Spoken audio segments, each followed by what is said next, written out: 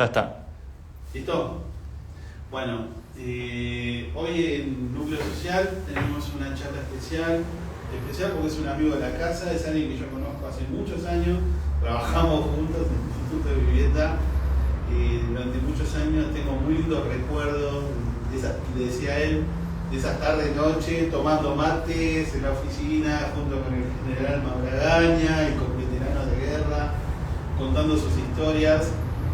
Está Juan Mendicino, presidente de la Casa de Veteranos de Guerra, la primera casa de veteranos fundada apenas terminó la guerra, que tiene una larga historia, y hoy viene a contarnos un poquito su historia personal, su recuerdo de Malvinas, cómo fue la historia de la fundación de la Casa del Veterano, las peleas que han hecho a lo largo de todos estos años. Y bueno, no te quiero interrumpir, la verdad que es una alegría muy grande para nosotros. Nosotros empezamos con el año pasado, con el 40 aniversario de Malvinas, a hacer el año malvinero y nos hemos enfocado en eso durante todos estos años y la verdad que es una alegría muy grande para nosotros.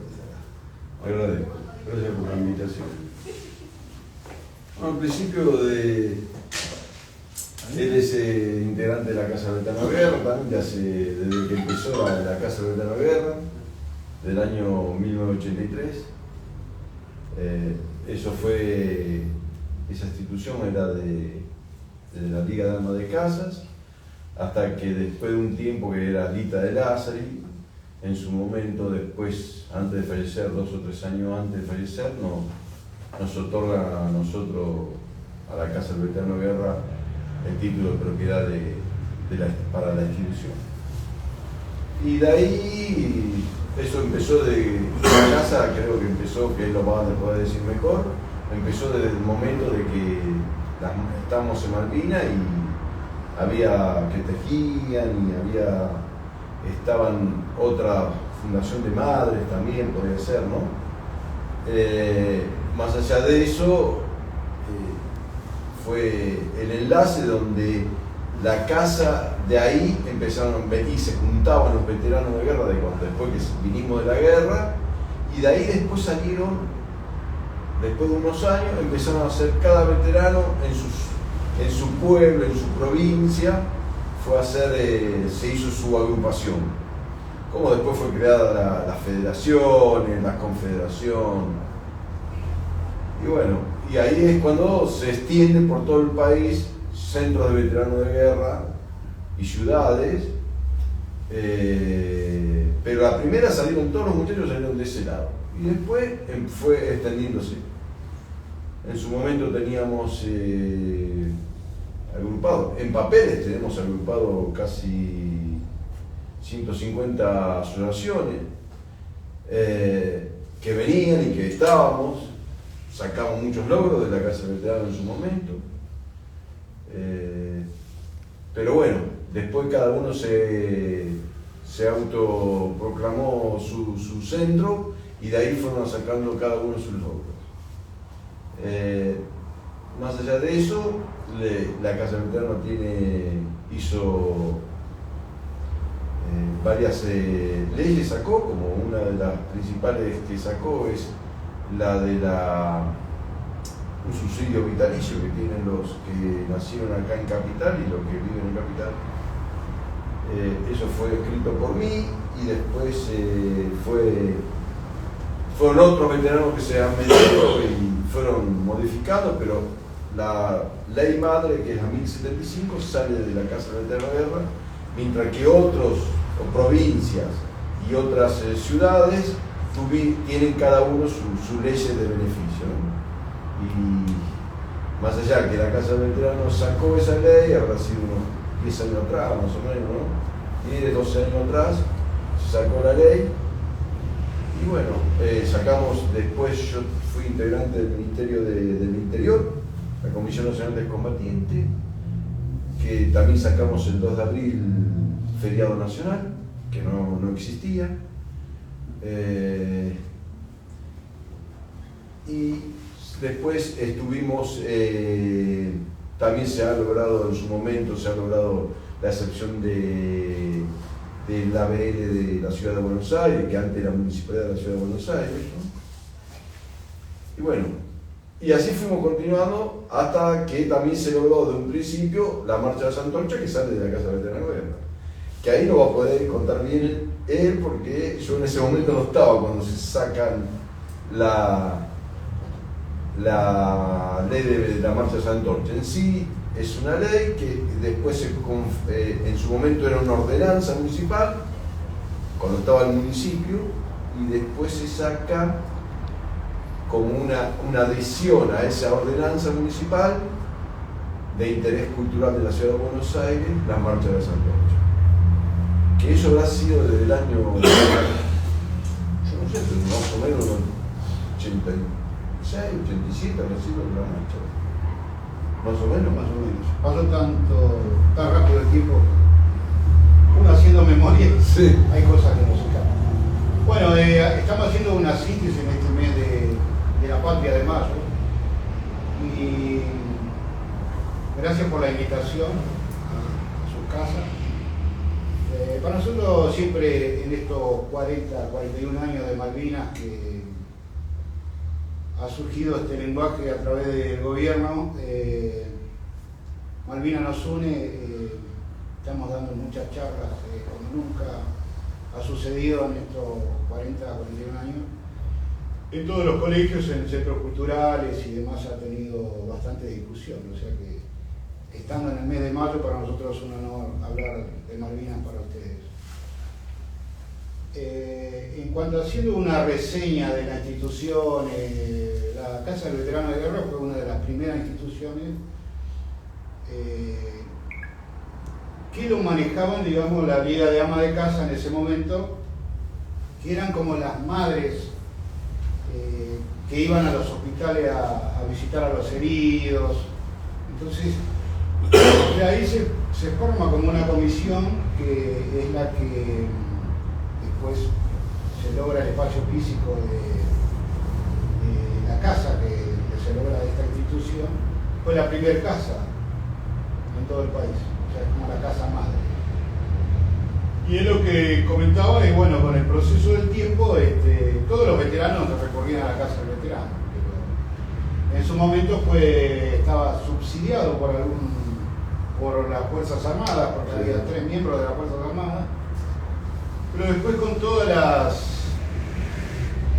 las diferencias que había y los veteranos no todos estábamos, así como otros quedaron en los hospitales, así como los compañeros que quedaron en Malvinas, todo el mundo teníamos una secuela de esa guerra, que en su momento no había una contención del Estado en lo psicológico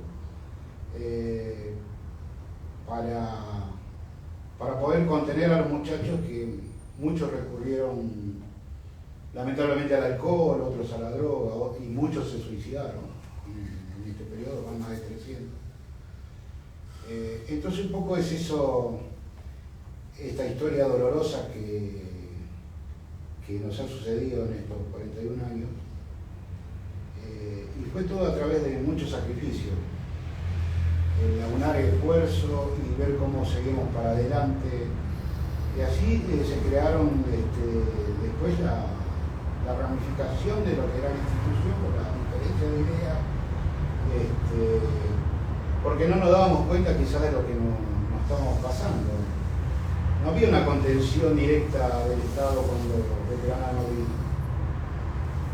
Después con el tiempo, bueno, en cada municipio se fueron creando centros con una contención del político que estaba de intendente en ese momento, pero nada fue, como digamos, che, muchachos, ¿por qué no hacemos un centro de veteranos? No, fue con la búsqueda de los propios veteranos que se fue logrando esas instituciones.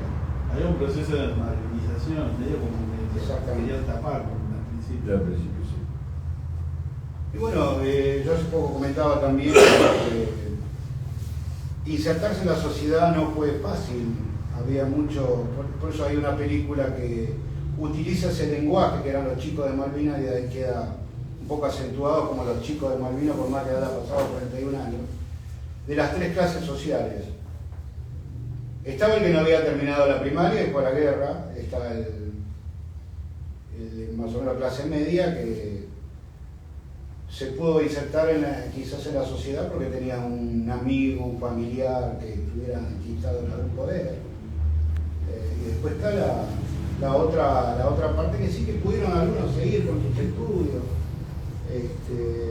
Y ese es un poco lo que nos pasaba, porque la casa del veterano en un momento, cuando prácticamente quedó acéfala en un momento, hasta que llegó Juan y llegó un grupo que lo pudimos levantar en esa institución, no había contención del Estado. De ahí había que pagar un impuesto, había que pagar arreglo, había que pagar porque es una institución que está dentro de un consorcio. Después, cuando fue cedido por la Liga de Ama de Casa, él le puede contar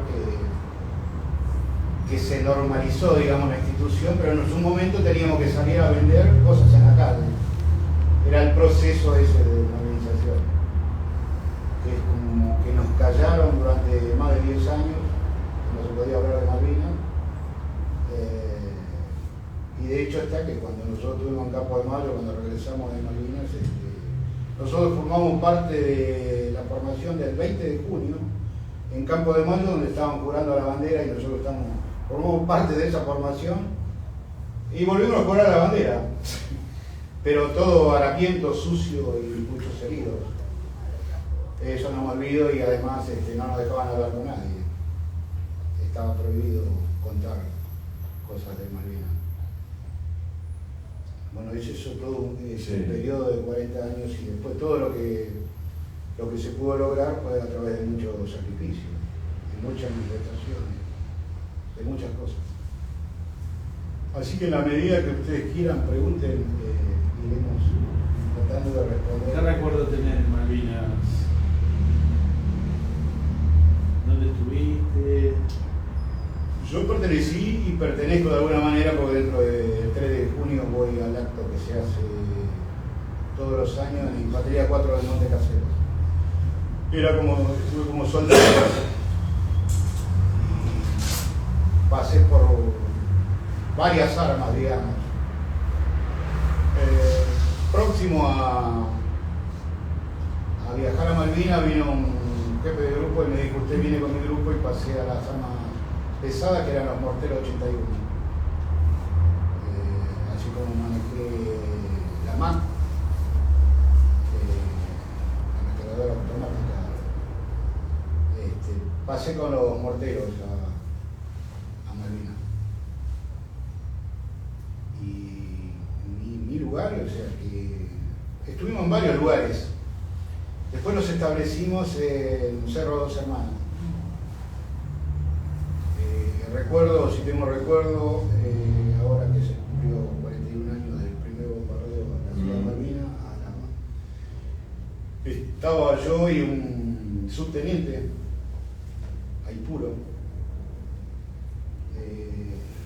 Él me prestó la gavista y mirábamos por el mar, eran tipo 2 de la tarde. Y parecían gaviotas, pero al no tener tampoco información, la información era la que menos llegaba. Solo por los radares cuando nos atacaban teníamos la alerta roja, pero no teníamos información directa de qué estaba pasando. Y parecían 2 gaviotas, 2 puntitos, 2 gaviotas arriba del mar, y sospechábamos que eran barcos, pero no teníamos la certeza. 4 de la tarde, 4 y media de la tarde nos dimos cuenta que eran barcos. Giraron hacia el aeropuerto y tipo 6 de la tarde escuchamos el primer bombardeo y los ataques de los aviones nuestros que pasaron pasando. Ahí fue el primer impacto que tuvimos.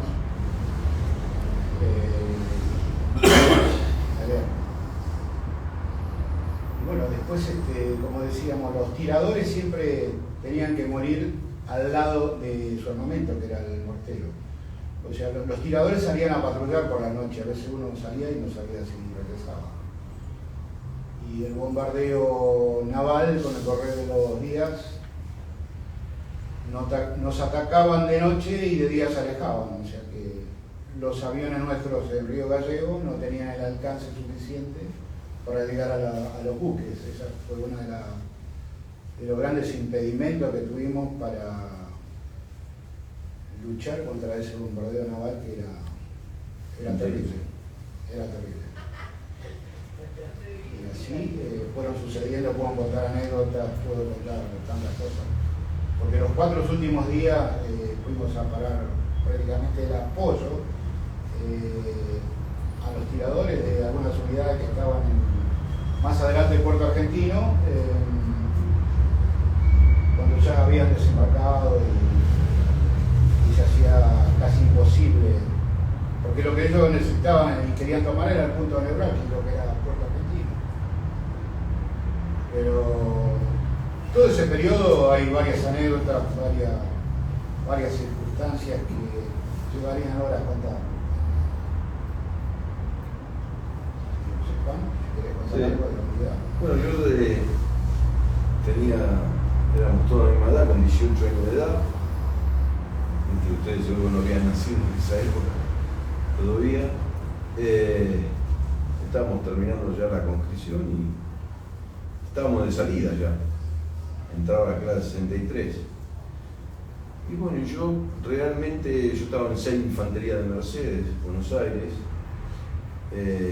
No tenía rol de combate, porque yo estaba en una oficina de operaciones en un momento, pero nunca me olvidaron. Yo andaba bien con un subteniente que después de tantos años de Malvinas lo encontré ahora a fin de año pasado. Me dice: ¿me vas a abandonar? ¿Me vas a dejar? ¿Cómo? Yo me voy a Malvinas y no me vas a...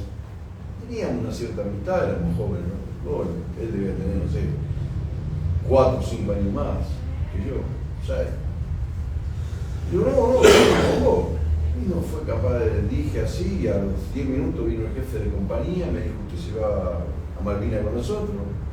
Me agarraron el bolsón por equipo en el regimiento 6 de otra persona, me tiraron a mí sin saber cuánto medía mi zapato, ni conseguí, ni ropa, nada, que no me iba nada. Pero me fui igual con eso. Más allá de lo que pasa, que la adelgazamos tanto ya que después te iba cualquier cosa, ¿viste? Sin comida.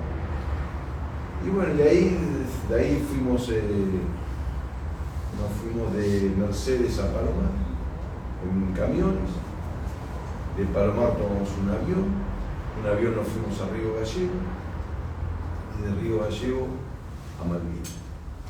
De ahí fuimos al aeropuerto de Malvinas, llegamos, que llegué yo el 12 de abril, llegué a Malvinas. Se había tomado el primero, nosotros llegamos el 12. Y lo primero que hacen, nos mandan a custodiar porque las órdenes eran una tras la otra en el momento, a custodiar el pueblo del puerto argentino. Y ahí habremos estado 2 días. Al tercer día nos mandan. Había una parte que estaban todas las antenas de las islas y nos mandan a cuidar las antenas esas. Y ahí estuvimos haciendo las trincheras, los pozos de zorro, las casamatas. Yo estaba con una Mac, el que de la Mac viene el que carga la Mac, después está el que pone las municiones. Son 3 personas. 4. El que maneja el trípode. Claro, yo estuve con eso. El apuntador de Mac. Así son 4 por una Mac. 4 horas. Entonces había que armar una casamata, se armó. Bueno, hasta que llegó el primer combate, el primer ataque fue el 1 de mayo. Claro. Ahí estuvimos ponele, o sea, antes del 1 de mayo, de abril, habíamos estado hasta fin de mes. 29 de abril, y nos mandan a reconocimiento en Montelongo. El reconocimiento era un teniente, un subteniente, 2 cabos y yo, y nada más. Y bueno, y ahí fue que estuvimos toda una noche para ver dónde iban a ser las posiciones nuestras, porque había que preparar, porque la gente venía de ese lado, los ingleses. Y bueno, así que se hizo el reconocimiento del lugar, ellos dijeron dónde poner cada Mac, cada mortero, pues la infantería llevaba también morteros. Así que morteros, apuntadores de FAR, apuntadores de FAP, apuntadores de MAC. Y bueno, una vez dada esa vuelta, no sé cómo fueron, pero los ingleses se dieron cuenta que estábamos en esa posición, que ya había gente en las montañas. Y nos empiezan cuando estábamos volviendo, localizan el lugar y nos empiezan a bombardear. Nunca me voy a olvidar de eso. Cada 10 pasos un cuerpo a tierra, saltaba grandote, me acuerdo, un teniente, ese era artillero. Y decía, cuerpo a tierra, y nos salían las bombas y venían las bombas para atrás. Y nos pasaban por arriba, no, pues no apuntaban. Hasta que llegamos en los cuerpos a tierra, hasta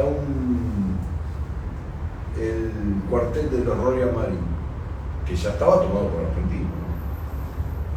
Bueno, ahí fue que tuvimos un descanso, me acuerdo que pudimos bañar, una sola vez que nos pudimos bañar, me sacan a mí. Me estaba bañando, que me tocaba a mí, porque era de a uno o dos que se podían bañar. Y así mojado y todo, vámonos, que lo están bombardeando. Y me estuve poniendo toda la ropa mojada. Y de ahí nos fuimos otra vez a las posiciones que teníamos, que era entre las antenas que existían en Puerto Argentino, estamos hablando de kilómetros, ¿no? Y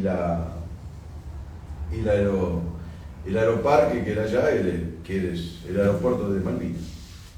Bueno, la cosa es que de repente estuvimos ahí hasta que fue el primer bombardeo fue el 1 de mayo, que fue el primer ataque. Y bueno, y ahí nos encomendamos a Dios porque venían las bombas por todos lados, los tipos se veían a lo lejos, como dice él, que se pusieron en posición de ataque, porque ellos, no sé cómo se dice, si en popa, en proa, que se carrusel, carrusel me parece, y van girando de costado. Sí. Se ponen de costado para apuntar a donde van a tirar. Es como una calecita que van pasando y van ahí disparando de costado. a tirar. De ese día no había un día que no dejaban de tirar. Se ve que había tantos barcos y cañones que terminaba de enfriarse un cañón y empezaba el otro. Tiraban 14, terminaban los 14 cañones y empezaba el otro. Y así sucesivamente. Y lo que dice él de la MAC. La MAC, por lo general, ahí empezamos a dar cuenta que estando en Malvinas, con la experiencia que yo soy clase 62, por suerte sabía manejar un armamento y de un armamento pasé a otro. No como la clase de 63, que tuvieron muy poco día de instrucción. La MAC, por lo general, estratégicamente tiene que estar en lo alto para poder, porque tienen un trípode grande. Claro, y un trípode para poder hacer una barrida. Claro. Y esas eran las estrategias, porque nosotros tenemos todo el armamento, así como el mortero, así como dice, de cavar las posiciones. Era muy difícil porque todo es un armamento para terrenos planos. Nosotros ya trasladar todo el armamento hacia la montaña nos resultaba muy difícil porque, así como dice, llevar uno de los proyectiles, llevar toda la carmañola, llevar el equipo rápido, el casco, todo, y hacerlo rápido, era bastante dificultoso. Y cavar era una zona muy rocosa. Las palitas mínimas esas se doblaban todas para poder cavarla, porque la trinchera es lo más efectivo que hay. Pero eso ya se tornó bastante complicado, por lo que yo creo que eso por armamento, como los cañones 105 no entraban en el avión para poder trasladar. Yo me acuerdo los últimos días los cañones 105 los llevaron desarmados, pero muchos no lo pudieron usar, lo llevaron desarmado y prácticamente lo entregaron. No podían trasladar el armamento en el avión. Y eso fue una de las grandes dificultades que tuvimos. Nosotros lo teníamos a los barcos de noche ahí cerca y no teníamos con qué tirarlo porque la infantería marina estaba del otro lado. Los aviones de noche no operaban. Entonces eso fue... Y después con las anécdotas de eso, antes del 1 de mayo, ellos usaron todas sus estrategias como piratas que son, porque ellos pintaron los mismos de amarillo la parte de... Cuando nosotros pasó un helicóptero, son similares los helicópteros a los helicópteros de ellos. Y nosotros lo pintaron de amarillo para que nosotros reconociéramos que eran nuestros. Ellos hicieron exactamente igual. Y yo me acuerdo que por una barcaza, que eran dos barcos pesqueros que estaban ahí en la orilla, estaban tirados, pasó un helicóptero y dice, pero están tirando a la barcaza.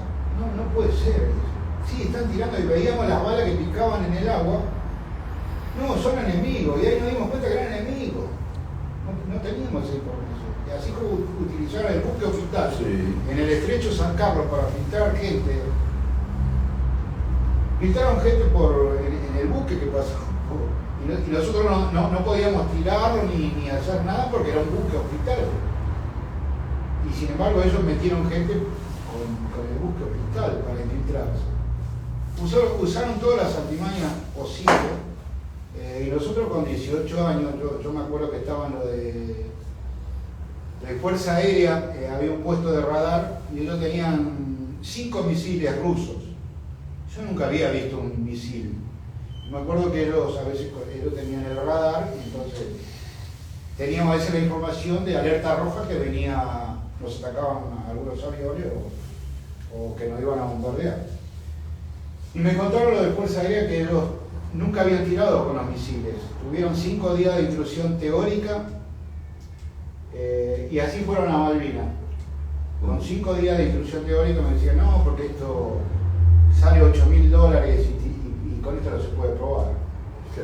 Entonces eran misiles tierra-aire, que yo me acuerdo un día que viene alerta roja, este muchacho de la Fuerza Aérea sale con se tapaba acá las orejas, más el casco, y había un viento bárbaro y tenía la alerta roja. O sea, el misil se activa una chicharra cuando uno tiene para la posibilidad que está en la mira para tirar, para activar el mira al enemigo. Claro.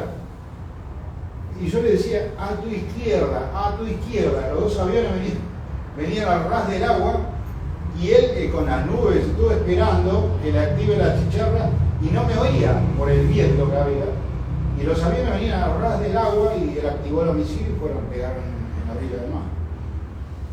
O sea que ahí no empezamos a dar cuenta, cuando no venía todavía lo peor, que la impotencia que sentíamos de estar ahí y no poder desempeñarnos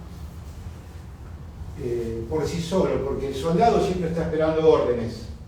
O vaya para allá, ocupe este lugar, o siempre estar esperando órdenes, cuando uno se podría desempeñar por sí solo, en algunos casos. Pero uno no puede hacer abandono de grupo y abandono del armamento. Porque ¿qué pasaba? Que si nosotros fuimos con una mentalidad, por un lado inocente, porque si nosotros perdíamos una etapa de la Caramañola, cuando volvíamos nos iban a cobrar. Si perdíamos parte de todo el equipo, nos iban a cobrar. O sea, nosotros teníamos que cuidar hasta un tenedor para no perderlo, porque teníamos con la mentalidad que no iban a cobrar si regresábamos. Todavía teníamos la esperanza de decir que regresábamos. O sea que ahí nos dimos cuenta que todo lo que aprendimos y todo lo mejor que pusimos en lo espiritual, porque todos queríamos ir en su momento.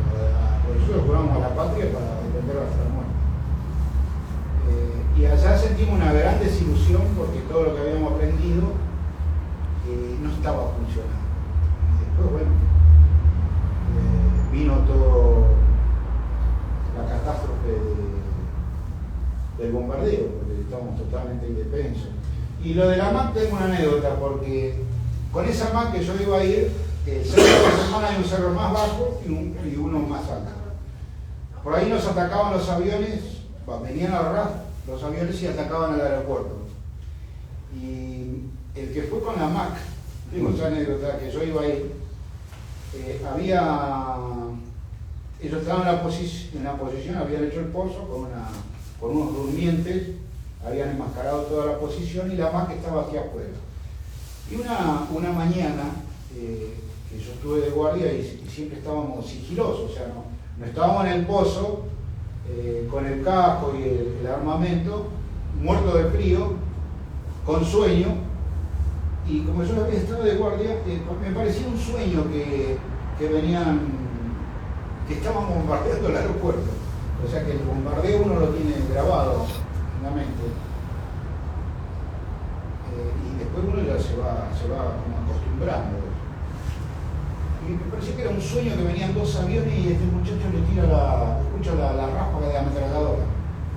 Él le tiraba a los aviones, como lo vio tan cerca, le tiró a los aviones que iban a atacar al aeropuerto. Y cuando no tiran al aeropuerto, me logro despertar, me ajusto los borcegos, los cordones, dan la vuelta y le tiran a él. Lo tiran al aeropuerto y le tiran a él. Le tiraron 2 bombas. Una cayó a 2 metros de la posición.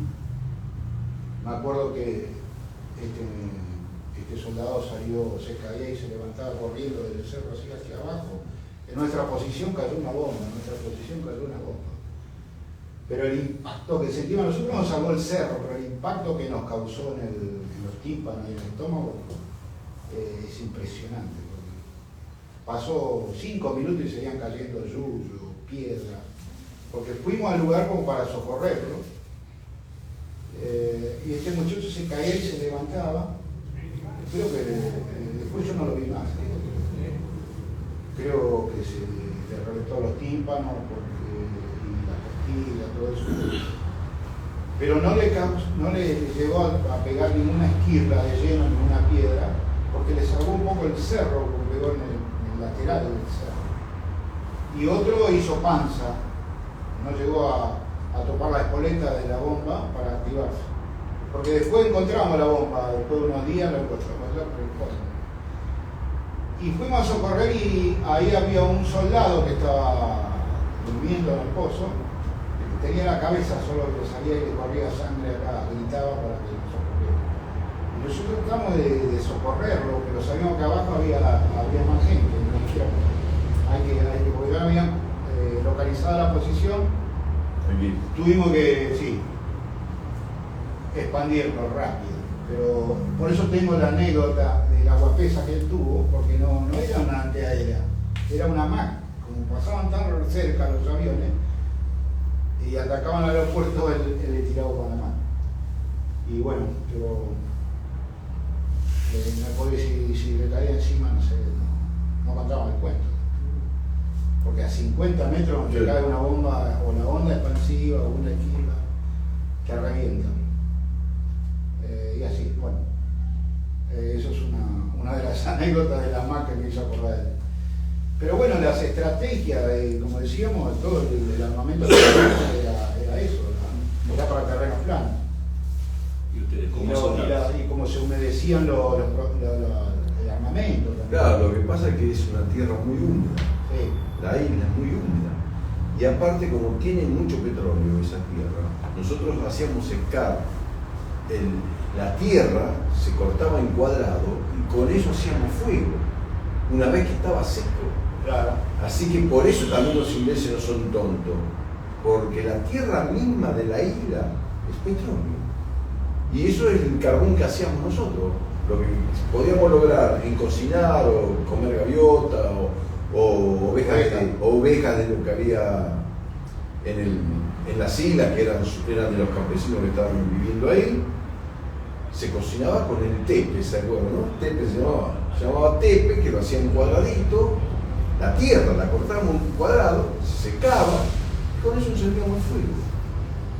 Y me acuerdo que realmente esa fue una de las cosas que también nos salvó a lo último, ya que sabíamos cómo era la historia, que calentábamos un poco los pozos de Sorno porque eran húmedos completamente, caía agua.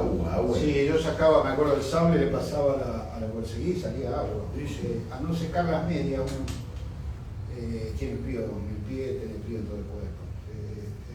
Era muy húmedo.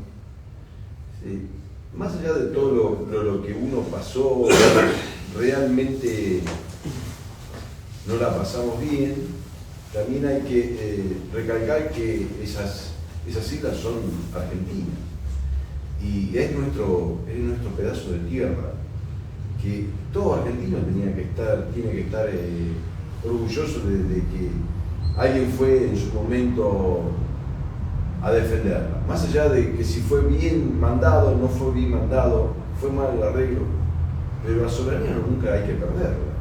Siempre hay que estar, de repente, uno tiene que defender su patria. Para eso uno en su momento, cuando hicimos el servicio militar, jura hasta morir y hasta perder la vida. Y realmente nosotros, era nuestro esto, porque venimos peleando desde hace 1882, por ahí, que venimos peleando. Si no, son cada 150 años. Si vos terminabas esos 150 años sin reclamarla, no teníamos más derecho.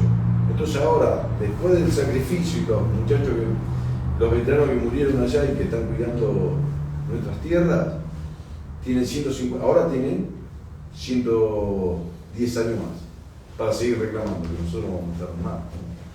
Pero hay 110 años más para seguir reclamando la soberanía en Malvinas. Más allá de todo eso, es que también hay que tener un poco de ambición patriótica, ¿no?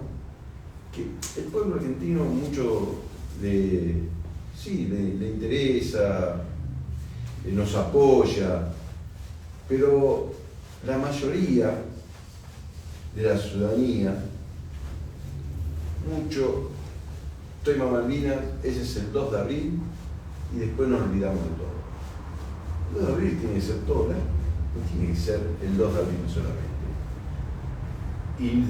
Y no hablemos de los señores políticos, que lo único que piensan en tirar alguna cosita el 2 de abril y después hablar, porque anteriormente, años atrás, por lo menos hacían algún desfile, algún reconocimiento más grande, ¿no?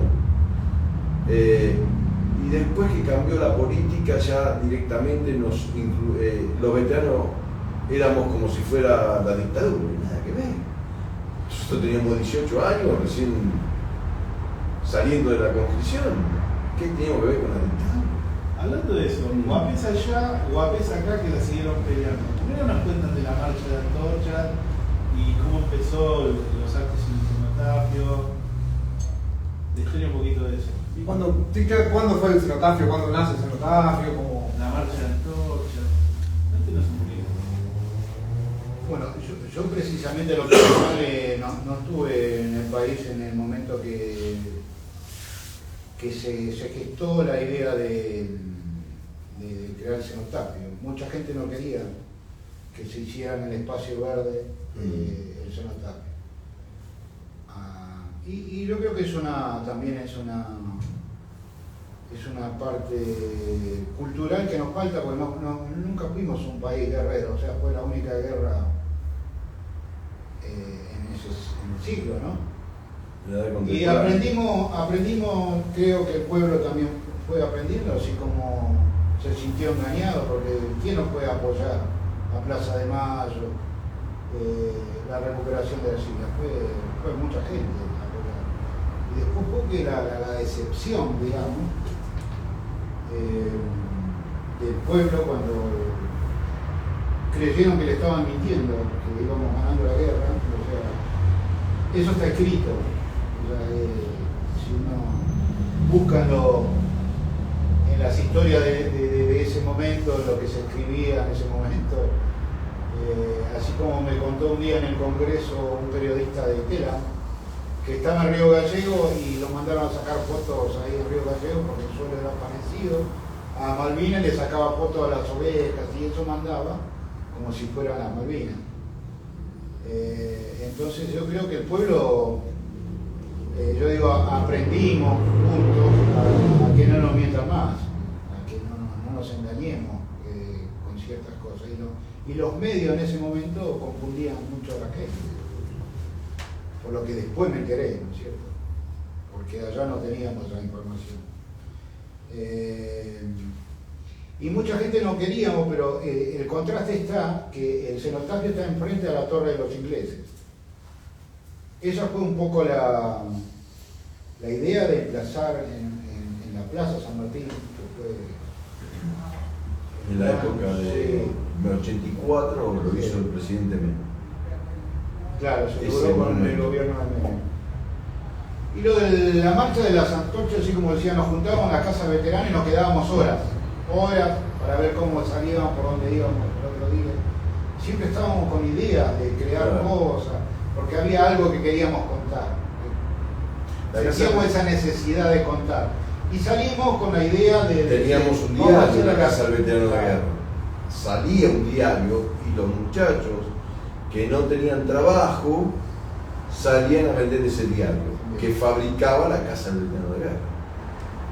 En su momento teníamos todo para imprimir, todo. Después desapareció, no sé qué habrá pasado. Claro, sí, bueno, parte de las comisiones que fueron pasando, ¿no? Sí. Pero siempre fue en pos de generar algo. Y dijimos, la idea fue de la gestación de la marcha de las antorchas, era hacer una marcha del silencio a las 0 horas para rendir homenaje a los caídos. Y la vigilia, surgió. Claro. Hacer el minuto de silencio y depositar una sorpresa.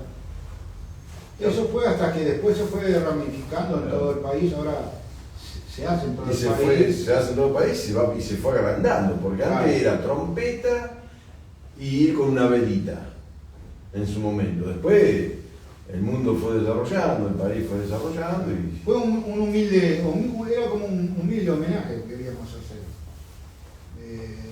Y bueno, creo que no fue vano. No. No es fácil hoy también hacer en un lugar público, generar un acto con festivales, porque hay que cuidar a la gente, y a veces se dispersa un poco del corazón de la idea que uno quiere, que es rendir un homenaje a los caídos. Claro. Pero bueno, eso está a cargo de la gente que lo organiza en muchos municipios, y le dan la entonación que ellos en ese momento prefieren. Y el gobierno que esté en ese momento, municipal o provincial o Estado Nacional, de acuerdo a como quiera. Muchos de estos tiempos, por ejemplo, a los 40 años se había hecho una comisión, el Ministerio de Defensa, que se iba a hacer algo muy grande, con filmaciones, películas, embanderar todo el país. A veces es un Cambió poco, el ministro, se soltó. Claro, se mezcla un poco el folclore, La política, digamos, el folclore de las tradiciones, de la música, del gauchesco con el fútbol, pero siempre con la banderita argentina, ¿no? Eso es un poco lo que se entremezclan, porque nosotros jugábamos Malvinas, estaba el Mundial también. Claro. Ellos jugaban al fútbol y nosotros estábamos en la guerra. Y la gente gritaba la gloria también. Hay mucho para... Creo que hay una desconexión, ¿no? Entre Buenos Aires y vivir, no sé, en Punta Alta, vivir en el Río Gallego. Hay como una desconexión con la guerra. Son sentimientos diferentes, mentalidades diferentes.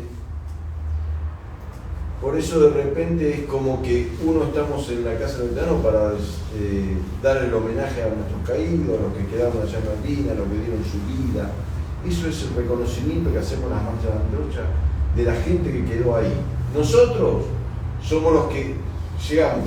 Va a haber un tiempo que ya no vamos a estar más tampoco para seguir homenajeando a nuestros caídos. Y así va pasando el tiempo. Por eso de repente uno quiere lograr hacer cosas y llevarlo a la medida del nivel de lo que uno, de la vida está.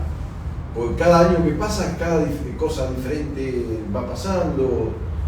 De una antorchita ahora hacemos, a los 25 años por ejemplo, nosotros la Casa del Veterano de Guerra hizo un acto en el campo del pueblo Argentina que nunca más se hizo nada. Y yo quería llevar los 40 años en el campo del pueblo argentino, que vinieron, en su momento era una entrada de un alimento no perecedero, que después tenemos filmaciones que hemos llevado a la escuelita de Julio Cabos. Sí, Julio Cabos, el maestro. que era... Me han contado anécdotas en esa escuela cuando fuimos que las maestras, que los chicos si no tenían el almuerzo del mediodía no se desmataban. Ya en aquel momento. Sí, después fuimos a la casita de Micaela. En Micaela. Que ahí mi hermana adoptó una bebé, una nenita. Me acuerdo que había un chico que era huérfano y estaba con el uniforme, era cadete. Sí. Estaba con el uniforme militar y iba a la escuela militar y estaba en esa casita de chicos huérfanos. Así como adornamos esa mercadería, yo me acuerdo que fui y compré una cajita de alfajores, de esos alfajores, Bueno, gorditos, sí. Y los chicos cómo lo disfrutaron eso. Y también la anécdota que todo se hizo a pulmón, todo con esfuerzo, sí. pero la intención siempre estuvo de manifestar. Me acuerdo que se vino el grupo electrógeno, trajeron el se cayó Acá en la cancha en la General Paz se cayó el grupo electrógeno y daba el el otro tuvimos que ponerlo las maderas para no marcar la cancha de polo, que sale muy caro. Todo lo tuvimos que hacer a pulmón y el festival se demoró un poquito, pero lo logramos hacer. Sí. Eso. Que ahora está plena joda todos los días. Ya no, porque es un lugar privado, bueno, sale. Lo pisan todo. Ahora hacen recitales, hay boliche. Pero a nosotros nos costó, y en ese momento el general Magaña estaba con nosotros, era el presidente honorario. Soledad, Porcheto. Claro, Soledad, Porcheto, el Coro Kennedy. Tenemos los folletos también de la convocatoria, la verdad que vinieron bastante gente. Y vinieron todas las bandas militares de todas las fuerzas. Que bueno, de repente lo que queríamos era lograr, más allá de hacerle los honores a nuestros caídos, de también juntar alimentos para después salir. Que después salimos con una caravana de varias camionetas con lo que recolectamos y fuimos a hacer repartida. Como lo que hacen ustedes, nosotros ahora. venimos haciendo. También cuando se inundó esa gran inundación en Salta, acá en la donde está el DOC, esa villa que está, ¿cómo se llama la villa? Al costado, Mitre. se había inundado completo. Bueno, también juntamos alimentos, ropa, hicimos en varias catástrofes que fue así, juntamos y venían y íbamos y la llevábamos. Siempre se hizo trabajo. Siempre se hizo trabajo. Lo que pasa es que el tiempo va creciendo, nosotros vamos creciendo de edad también, ya no tenemos más 40, ni 30, ni 50. El veterano real tiene 61 años. Todos somos clase 62 los que fuimos, y algunos de la clase 63. Pero ya tenemos todos 61 años. Entonces, de repente, es como que se va bajando un poco la cosa, bajando la guardia, aunque uno siempre quiere estar con la vela encendida y la llama para que no se olvide del, ¿cómo le puedo decir?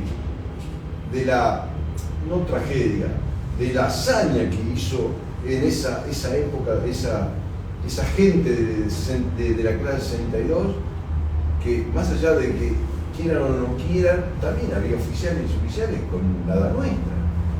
Había subtenientes que eran cadetes de cuarto año, tenían nuestra edad o más chicos todavía, que no tenían nada que ver con lo que hablaban del año 66, porque esto no es del año 66, estamos hablando de muchos años atrás, cuando estaba Perón fue el gran problema. Así que, no sé, estamos hablando de 50, 60 años atrás, en esa época. Pero nosotros que pudimos sobrevivir rememorando toda esa gesta, ¿no? Sí. Hoy lo podemos contar y para nosotros es a veces un gran honor, entremezclado, entrelazado siempre los sentimientos, pero podemos contar la historia y siempre rendirle homenaje a los muchachos que se quedaron allá. Hablando de homenajes, ¿por qué no nos contás cómo fue ese viaje hablando como representante de los veteranos ante el Papa? Y bueno, Fue en el año cuando 93, ¿no? Que asume, no, 2013. Asume el Papa Francisco. Yo lo conocía de las veces que lo invitamos para hacer la homilía en el Monumento de los Caídos del 2 de abril, que era el primero, a las 12 de la noche. Y cuando asume yo lo felicito, él me invita y da la casualidad que hicimos, que estaba por armarse Irán y Estados Unidos, la guerra. Estaban al borde ya. Bueno, y el Papa convoca a hacer una vigilia para que la guerra se calme, que no haya guerra. Y bueno, fui, y bueno, en su momento era el único representante de combatiente ahí, y fui el primero, porque fue de cuando asumió él, me parece que fue el mismo año. Así que estuve ahí, hicimos la homilía, la vigilia para que no se arme la guerra, porque yo pienso, más allá de que esos países viven en guerra de hace años y años, yo creo que todo eso se puede hablar, no hace falta ir a una guerra, como que está ahora Rusia y... Sí, ¿estás ahí? Y Ucrania. Yo pienso que hablando eso se puede arreglar también. Sí, entonces bueno, el Papa pudo lograr que no se hiciera la guerra entre Estados Unidos y Irán. Bueno. Y bueno, para mí fue un orgullo porque en su momento en 10 minutos fui médico veterano, me acuerdo que salí en todos los medios.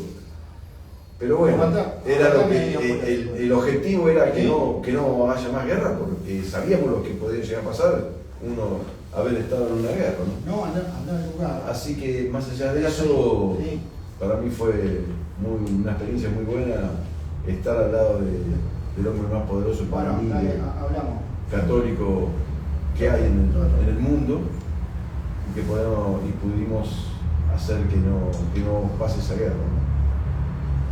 Así que bueno, de repente lo importante y la experiencia que nos deja es que ninguna guerra es buena para ningún país, ni para Argentina, ni para los rusos, ni ucranianos, ni Irán. No, hay tanta gente que necesita, que con toda esa plata que se gasta, darle de comer a esos africanos, esos niños que están muriéndose de hambre, tantos países que necesitan que toda esa plata que pueden gastar, que están gastando para una guerra, le pueden dar de comer a toda esa gente. Pero bueno, el mundo es así. El humano ya quiere eso. Así que ni yo ni los que puedan pensar como yo tampoco lo vamos a cambiar, ¿no? Pero sería buenísimo que de repente el más grande, que es Dios, haría parar algo y demostrarle que con él eso no se va a ningún lado. Pero ¿viste? La gente, la codicia, el avarismo que hay en el mundo hacen toda esta guerra.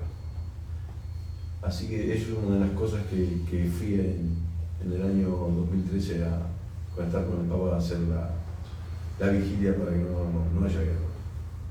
¿Cómo fue el proceso del último día de estar combatiendo, allá pasar a ser prisionero de guerra y después el proceso de volver al país? Mira, mi experiencia de estar prisionero de guerra, tuvimos 10 días prisioneros, me parece. Estuvimos en un anclar de la señora Margaret Thatcher, esa mujer miserable, una mujer que sin corazón, porque mandó a bombardear a un buque que no estaba en zona de exclusión, que era el general Belgrano. Ella misma y el mismo capitán que tiró el torpedo no lo quería hacer, porque estaba fuera de la zona de exclusión, no estaba a 200 millas. Y ella quiso dar un impacto de susto a los argentinos para que terminara y pudiera ganar. Así fue. No fue el impacto que nos asustó, pero una persona que mató a toda esa gente, que fueron 400 y pico de personas que no fue bueno. La parte de prisioneros, realmente de parte mía, a nosotros nos trataron muy bien, no nos dieron de comer tampoco, fuimos a esos anglares donde encontramos toda comida, agua no había, tomábamos suero, pero a los que sí lo maltrataban eran los oficiales en su momento, y después nos cargaron. Yo vine en el Bahía Paraíso, gracias a Dios, me llevaron una lancha de ellos, esos lanchones grandísimos, y en alta mar nos pasaron al Bahía Paraíso, que era un buque hospital argentino que hace un par de años se hundió en la Antártida.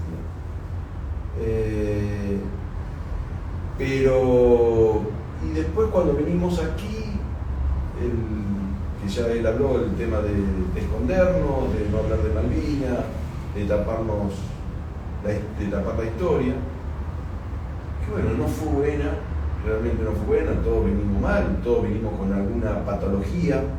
Yo a los 20 años me agarró el estrés postraumático, que lo tengo todavía, llevo mi pastilla encima. Y el que no te agarró una patología como el estrés postraumático, le agarró un problema de intestino, un problema de estómago, otros mentales, todos, la mayoría, una secuela le quedó. Así que... Bueno, yo voy a hacer una síntesis porque me tengo que ir, me están esperando lamentablemente.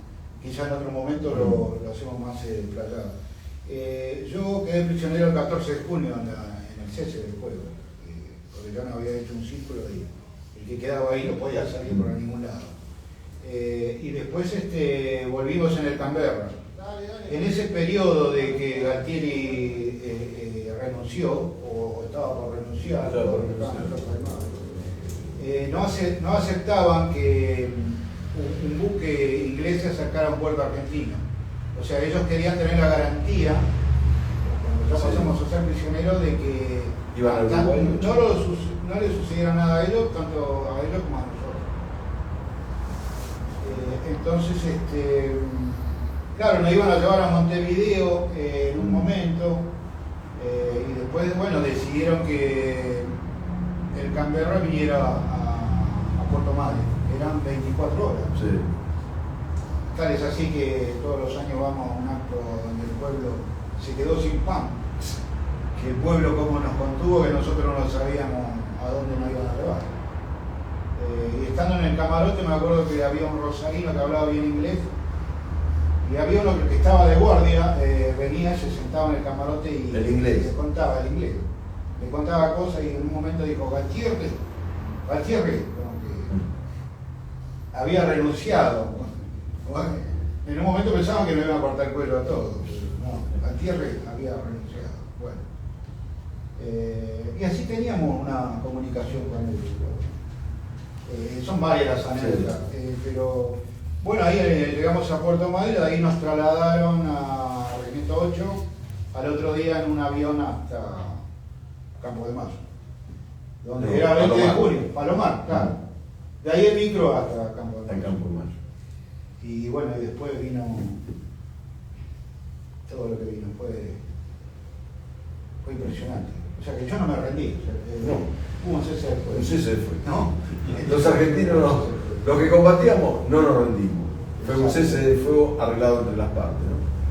Claro, pero el último día Fuerza Aérea ya no había operado. Claro. Algo pasó, era muy extraño. La Fuerza Aérea no había aparecido el 14 de junio de la tarde. ¿Y cómo es nosotros sabíamos que estaban ahí. Estábamos preparando para el último ataque, llegaba la noche y se iba a armar el ataque final. No sé por qué la aviación ese día no pudieron mandar un avión a tirar a los chicos que estaban ahí. Claro. Esas cosas no nos explicaron hasta ahora. Quizás cuando salgan los archivos en el futuro vamos a ver cuántas bajas tienen los ingleses también, que no sabemos. No, ahora después de 30 años salió que el grupo SAS de inglés llegaron hasta el sur argentino. Su misión era reventar todos los exocet. Y gracias a la iluminación de un radar argentino, que lo descubrió no lo pudieron hacer. Fue bombardeado el helicóptero que venía, los tipos se tiraron todo al agua, no les llegó la misión. Se tuvieron que esconder para el lado de Chile, se fueron a Chile, vestidos de civil, se entregaron a los chilenos y de ahí se fueron. No pudieron terminar, hacer la misión de volarlos, volar el círculo de oficiales de los pilotos para que no puedan llevar los ahí lo explica todo, lo tengo yo en el Facebook. Después, en otro momento hablaríamos de todos los que nos traicionaron. Sí, ¿no? después un montón. Hay muchas cosas. Bueno, yo me tengo que ir más dale.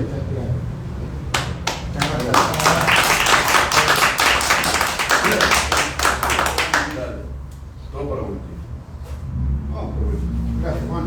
¿Estamos hablando? Bueno. Chao. Muchas gracias, Maje. Muchas gracias, Muchas gracias. Muchas gracias. Mucha suerte con lo que estás haciendo. Gracias, buen fin de. Chao. ¿Alguna pregunta, chicos? Después también queda inconclusa la operación nuestra en España, queda inconclusa, quedan un montón de cosas que quedan, como que la gente no sabe que mandamos a montoneros y soldados a Gibraltar nosotros, o sea, parece de película y no hay película, ¿no? Digamos, no. No, eso es la verdad que nunca lo vamos a poder saber. Nunca vamos a poder saber qué pasó, qué es lo que no pasó, por qué fallaron, por qué no. Y son las cuestiones de política eso, que ellos solo lo saben. Igual que el Tratado de Madrid, no dicen nada. No, es que no lo van a decir porque son entre esos son las cúpulas muy grandes que de repente el hombre común del caminar. Porque aparte teníamos un TIAR, no hubo, Estados Unidos no respondió a lo que firmó. Lo que pasó es que nosotros teníamos que, fue mal negociado, Sí. porque hay islas, ahora en la actualidad, que están la bandera inglesa y la bandera francesa, y Naciones Unidas en el medio. Y el primer ofrecimiento fue Naciones Unidas, Argentina e Inglaterra. Si hubiésemos agarrado de un principio sin ir a la guerra, eso, y capaz que ya lo hubiésemos ganado. Porque teníamos la mitad de las islas, los tipos no iban a poner toda esa plata que pusieron ahora, que armaron una base gracias a la OTAN, porque la OTAN fue nuestro enemigo. Vamos a decir la verdad. En su momento Inglaterra era grupo de la OTAN. No era que de repente nosotros peleábamos con los ingleses solo. Y la isla Asunción de Estados Unidos. Ahí se reabastecieron todo. Que supuestamente nosotros íbamos a ir 5 años prisioneros en la isla Asunción. 5 años. Cuando yo escuché eso, yo no me quedo ni loco, 5 años en una. Después me acordaba de las películas que veía lo que era un prisionero de guerra. Entonces digo, esto no. Y bueno, en un momento me acuerdo que nos pusimos pistolas acá en las capuchas para agarrar a los tipos que estaban cuidándonos y hacer algún desastre, algo, ¿no? Vida o muerte, porque 5 años ya era lo mismo que. Pero después se disolvió ese tema de no ir 5 años de prisionero. No, y Thatcher también había amenazado, dicen los mismos ingleses, con volar a Tucha, o sea, bombardear. Claro, por eso era bombardear los exocet que estaban en el sur y matar a todos los pilotos argentinos. Y eso era el grupo ese, el SAS, supuestamente es el mejor del mundo, qué sé yo. Acá perdió, acá tuvieron que abandonarse, qué sé yo. En mi Facebook está eso. Justamente está como lo cuentan los ingleses, que se tuvieron que rajar. Al capitán que no quería hacerlo, un comandante del SAS, lo echaron en Inglaterra, después quedó un capitán de segunda que vino y no pudieron llegar. Así que, gracias a Dios, que se lo vio el radar argentino, porque venían volando el RAF, ¿viste? Así que, también tuvo mucha ayuda de los chilenos en su momento. Y aparte nos obligó a desviar fuerzas, atención y recursos. Y claro, a la frontera. y vos date cuenta que bajaban los aviones, reabastecían en Chile y se venían para acá. ¿Y cuánto? El que se portó bien fue Brasil, que de repente lo agarraron en el espacio aéreo de ellos y lo hicieron bajar y le sacaron todos los misiles que tenía, los dejaron vaciados y lo echaron de Brasil sin ningún armamento. Después Perú, que fue el que nos quiso apoyar con aviones y todo, y acá no lo Tuvimos quisimos. acá, tuvimos apoyo distópico, ¿no? Tuvimos Gaddafi, tuvimos a Cuba, a la Unión Soviética, naciones muy Bueno, pero igualmente no, si yo pienso que si hubiésemos tenido, que hubiesen venido, no pasaba eso. No pasaba, pero bueno, viste, la política es así. Y Gaddafi mandó armas, pero tanto en arena, estaba un momento complicado. Lo de Gaddafi no sé, no, la verdad no, eso no me acuerdo, pero bueno, yo tenía 18 años. Uno no podía estar en todo en ese momento, y lo único que sabíamos que venían las balas de cualquier lado, ¿viste? Así que bueno, gracias a Dios volvimos, la guerra la paró, yo pienso que fue Juan Pablo II, uno de los, un papado que fue excepcional, me parece, que gracias a él estamos vivos, porque si no hubiésemos muerto todos en Malvinas. Y después la hablada que cuando llegó acá a Argentina, que de repente papá en su momento era custodia presidencial, de hace ya con varios gobiernos venía, que le dio la medalla, el Papa le dio a mi viejo, le dio la medallita, que me acuerdo que le decía, no hagas lío medicina, no hagas lío medicina, pero él hasta que no tocara el Papa y le dijera que tenía a su hijo en Malvinas. Y bueno, después, viste, paró, vino el Papa y paró todo. Así que le agradezco a él y a Dios que pudimos volver sanos, ¿no? Ahora no, estamos medio jodidos porque ya por la arruinado que estamos de viejos, pero gracias a Dios venimos. Venimos medio mal, que como te dije anteriormente, no todos están bien. Todos tienen alguna secuela, muy raro que no tengan secuela, los que tuvimos ahí, pero venimos llegando. Y después los suicidios que tuvimos, que es pibes ahorcados, con tiros, que se pegaban tiros, y casi 322 muertos. Ya pasando, no miento, estamos pasando ya casi los 649 muertos que hubo en Malvinas. Así que están pasando los 500 y pico por ahí. Así que gracias a la guerra. Pero bueno, dentro de todo tenemos que seguir luchando y que viva la patria. Viva la patria. Viva la patria. Gracias.